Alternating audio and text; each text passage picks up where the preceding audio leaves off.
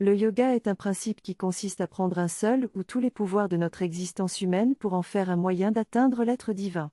Il existe deux types de yoga, le yoga ordinaire et le yoga synthétique. Dans le premier, un seul pouvoir principal de notre être ou un groupe de pouvoirs sert de moyen de véhicule pour atteindre la conscience divine, tandis que dans le second, tous les pouvoirs sont combinés et inclus parmi les instruments de transmutation. Dans le Hatha Yoga, qui appartient au yoga synthétique, l'instrument est le corps et la vie. Tout le pouvoir du corps est immobilisé, rassemblé, purifié, intensifié et concentré à son extrême limite. À partir de là, toute limite est transcendée par les asanas et autres procédés physiques. De même, le pouvoir de la vie est purifié, intensifié et concentré par les asanas et le pranayama. Cette concentration de pouvoir est ensuite dirigée sur le centre physique spécial où la conscience divine se tient cachée dans le corps humain, ou la barre à la base du corps. Dès lors, le pouvoir de la vie, ou le pouvoir de la nature, levé avec toutes ses forces secrètes, endormi dans le plexus nerveux le plus bas de la terre, tout seul échappe et participe aux opérations normales de notre activité de veille. Le peu qui suffit aux besoins limités de la vie humaine s'éveille et monte de 130 centres, éveillant les forces de chaque niveau de notre être, la vie nerveuse, le centre d'émotion, le mental ordinaire, la parole, la vision, la volonté, la connaissance supérieure. Puis, il traverse le cerveau et est rejoint au-dessus par la conscience divine à laquelle il s'unit. Dans le Raja Yoga, qui appartient également au yoga synthétique, l'instrument choisi est le mental. Notre mentalité ordinaire est d'abord disciplinée et purifiée, puis dirigée vers l'être divin.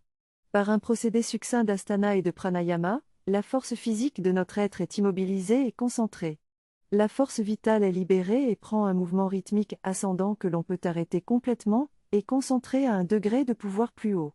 Enfin, le mental, appuyé, fortifié par cette action et cette concentration plus grande du corps et de la vie qui sont sa base, est lui-même purifié de toute son agitation, ses émotions, ses vagues de pensée habituelles, libéré de la distraction et de la dispersion, doté d'une force de concentration supérieure et rassemblé dans une transe d'absorption. Cette discipline atteint deux objets, l'intemporel et l'éternel. Par son action concentrée, le pouvoir mental acquiert des capacités anormales de connaissance et de volonté réalisatrice, une lumière réceptrice profonde et une puissante lumière de radiation de pensée qui dépasse complètement les trois rayons de notre mentalité normale. Il acquiert les pouvoirs yogis tout autour desquels on a tissé tant de mystères qui ne sont certes pas indispensables, mais peut-être salutaires. Le gain final de toute entreprise dépend de nombreux X-facteurs, tels que la qualité de son produit ou service, sa stratégie marketing, la concurrence sur le marché, la gestion efficace de ses coûts, etc. L'importance de la croissance de l'être spirituel dans l'unité du divin avant que celui-ci puisse parfaire son épanouissement gnostique dans l'âme de l'individu. Pour cela, la triple voie de la connaissance, des œuvres et de l'amour est la clé de tout yoga, car elle permet à l'âme dans le mental de s'élargir et d'entrer dans l'unité du divin.